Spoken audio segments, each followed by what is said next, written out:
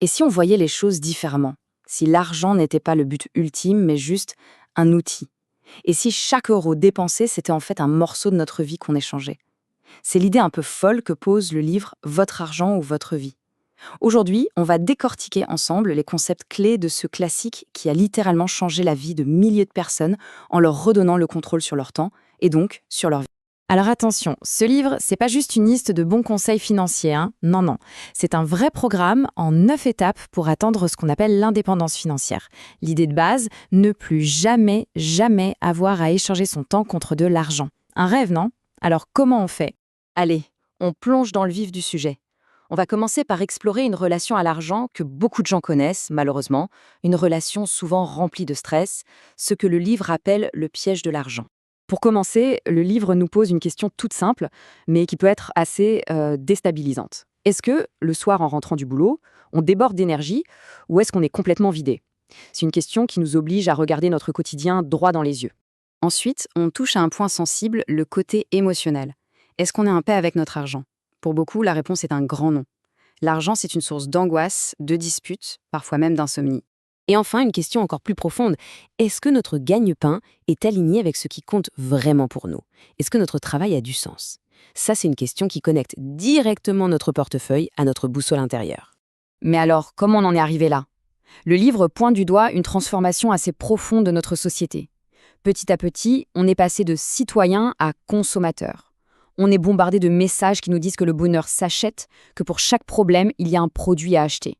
Du coup, on consomme pour essayer de combler un vide, mais souvent, ça ne fait que l'agrandir.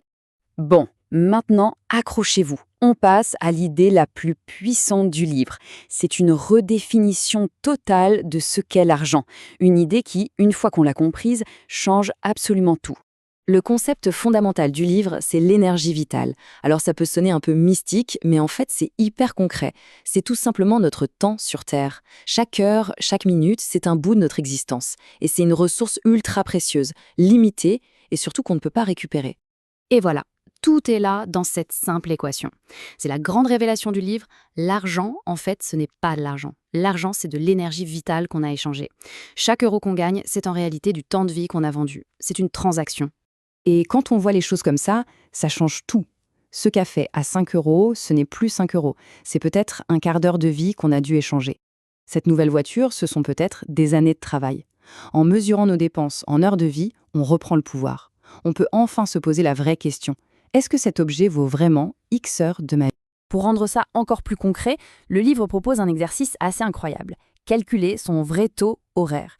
En fait, on prend son salaire, mais on ajoute tout le temps caché lié au travail. Les trajets, le temps pour décompresser le soir, et on enlève toutes les dépenses liées au travail. Et là, surprise, on découvre souvent que notre taux horaire réel est beaucoup, beaucoup plus bas que ce qu'on pense. Ok, une fois qu'on a bien compris la valeur de notre temps, de notre énergie vitale, ça nous amène à un autre concept super important du livre, l'idée de trouver son point assez. On est dans une société qui nous martèle toujours plus. Plus d'argent, plus de possessions, plus, plus, plus.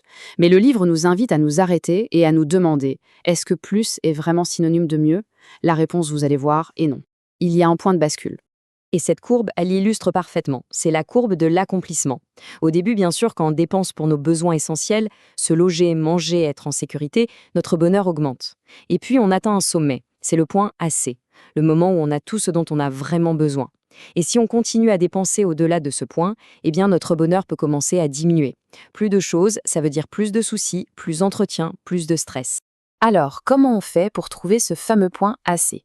Le livre propose une approche radicalement différente du budget traditionnel, qui est souvent vu comme une punition.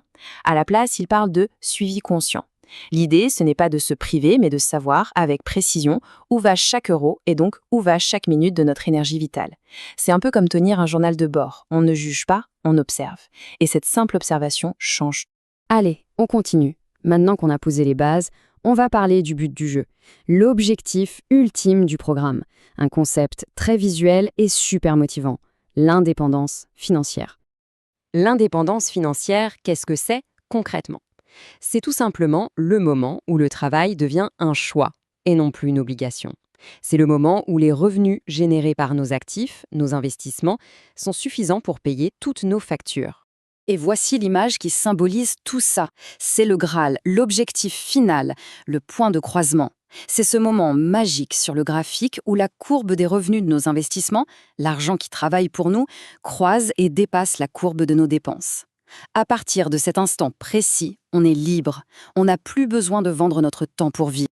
Pour terminer, voyons comment tous ces concepts s'emboîtent pour former un plan d'action très concret, le chemin vers cette liberté. Et voici la feuille de route complète, la fameuse carte en 9 étapes pour atteindre ce point de croisement. Ça commence par faire le point sur notre passé financier.